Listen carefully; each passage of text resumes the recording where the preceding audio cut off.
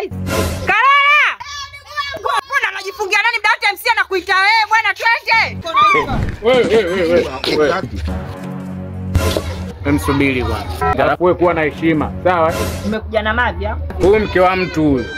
Wewe unapokuja tu hapa unaanza tu kumwambia twende wakati mimi wewe hata chakula mimi hujaniwekea. Basi mume wangu shaanza visababu vyako na nao zako. Hivi wewe mume wangu kwani wanashindana kupakua iko chakula huko ndani? Mbona siku nyingine naondokaga mimi unapakuaga chakula vizuri? Mimi mkeo nimekupa ruhusa pakua iko chakula. Kwa hiyo shughuli bora kuliko mimi yani. Na mengine sana unataka wewe mume wangu. Bibi wewe punda afe mzigo ufike twende. Ndo kitu gani bwana? Tena na bwana. Mungu mimi usijali mimi wako. Sawa. Okay.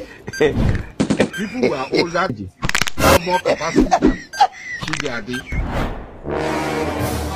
Chijoke. Hey!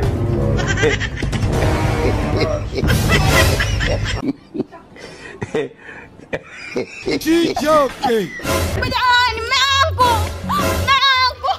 Mungu yako leo kunifanyia hivi mimi. Mbona umekuja kunizalilisha pale mbele za watu? Kwa nini usikisubiri nyumbani mume wangu mimi ningerudi tungeamaliza? Ila shemeji sio kweli pale shughulini ukamwache mzee na talaka kweli. Sikilize wewe.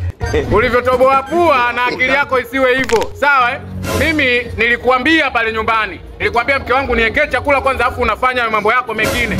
Wewe umeniona mimi bwege unaniambia mimi nijichotee chakula mwenyewe. Kisa shughuli. Shughuli bora kuliko mimi mume wako.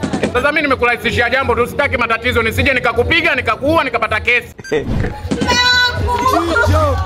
Sasa umeniponza. Wewe koma wewe.